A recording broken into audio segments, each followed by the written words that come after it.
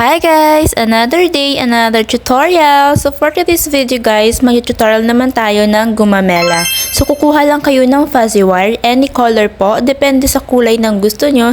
And then yung dalawa, ipo-fold nyo siya. Tapos yung tatlo naman guys, ikakat nyo siya. So bali magiging 15 cm na siya. Sobrang dali lang gawin netong gumamela guys. Walang kahirap-hirap to at alam ko magigets nyo to agad. Kasi yung ginagawa ko dito, nilulukot ko siya pataas. And yan. Tapos yung 15 cm na kinat natin, yun yung ilalagay natin sa sigkabilaan. So, bali, tatlo siya. Ang style niya po is magiging parang hagdan guys. Share ko lang sa inyo kasi yung unang ginawa kong jade pink na gumamela din siya. Sobra akong nagandahan dun. As in, first time ko nun gumawa at pinuso ngayon sa FB.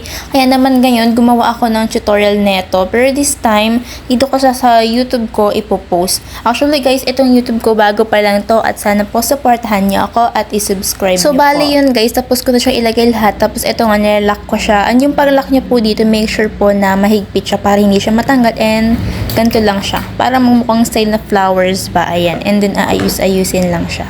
And bali gumamit nga pala ako dito ng makeup. Yes po. Yung makeup na ginamit ko. Yung pang blush ko talaga. Yun yung ginamit ko.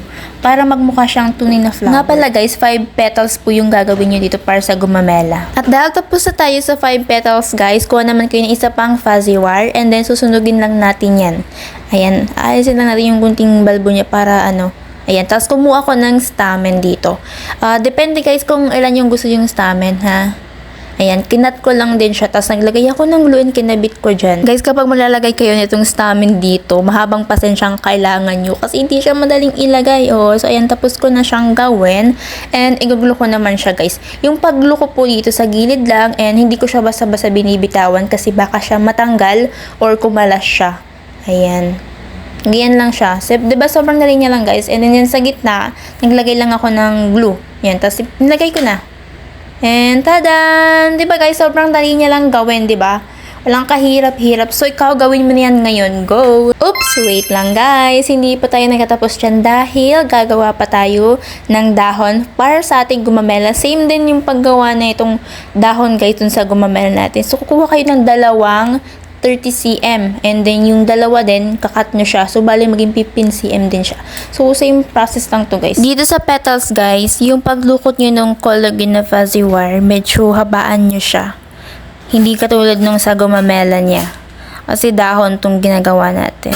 Nga pala guys, light army green yung ginamit ko ditong kulay para sa dahon niya. Pero pwede rin kayong gumamit ng army green. Depende po kung anong kulay yung gusto niyo para sa inyong dahon. Alam niyo ba guys, sobrang ganda na itong gumamela kapag crafter ka tapos gumagawa ka ng mga bouquet. O kaya naman gusto mo siyang ilagay sa flower pot lang. Tapos pang display mo lang siya sa bahay niyo. Sobrang bongga nito be. Ang ganda ng kulay niya. Para siyang totoong gumamela. Totoong flower talaga siya. So, yun guys. Tapos tayo dito sa gumamela. At, ilalak na natin siya. Napakadami naman nung chika ko. Oo. Ayan, ilalak ko na siya para safe din. Dalawa guys yung gagawin nyo neto. Kasi tigkabilaan siya. So, yun guys, patapos na tayo sa pag-lock na itong ating leaves. Ang next naman natin gagawin is, syempre, papantay-pantayin mo muna yan, tsaka mo siya i-bend. Opo, katulad na naman nung doon sa gumamela na ginawa natin kanina. I-bend mo lang siya. So, ayun guys, tapos na tayo dito sa ating leaves at ready na siyang ikabit. So, ayun lang guys. Salamat po sa panonood. Bye! See you in my next video.